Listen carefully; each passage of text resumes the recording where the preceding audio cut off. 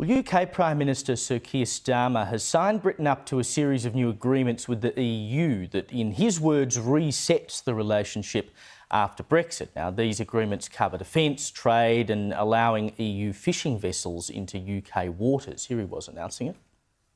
Ladies and gentlemen, Britain is back on the world stage, working with our partners, doing deals that will grow our economy and putting more money in the pockets of working people. Joining me now, Brendan O'Neill, the chief political reporter for Spiked Online. Something tells me you're not as excited by this as Sir Keir Starmer, and I suspect a lot of Brexiteers aren't either. No, we absolutely are not. You know, we have to remember that 17.4 million people voted for Brexit in 2016. I was one of those people, very proud to have been one of those people. And that was a vote to leave the European Union, to completely cut ties with the European Union, which is an institution we don't like.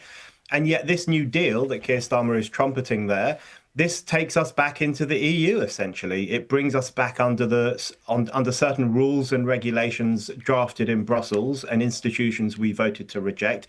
So it kind of brings us back in by the back door. And I think what Keir Starmer is doing, he always hated Brexit. And what he's doing now is he's killing it by a thousand technocratic blows. And this is part of that process. I just don't understand why, though. I mean, we saw how he buckled so fast on immigration last week. And we know that he's under pressure, internal pressure from colleagues with this surge in support for Reform UK. They're really worried about the next election. So how does a deal like this do anything to convince a potential Reform voter that they should vote for Labor?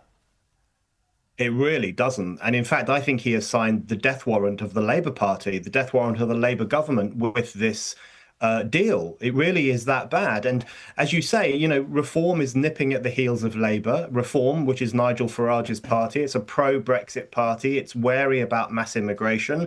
It's against wokeness. You know, it's a party that appeals to millions of working class voters here.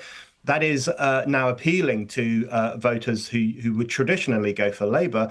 And yet still Keir Starmer is pushing through this crazy deal, this deal which makes us beholden to the European Court of Justice. There are certain food and trade regulations that we will have to follow, which means that if a judgment is made in the ECJ that affects those rules, we will have to abide by it.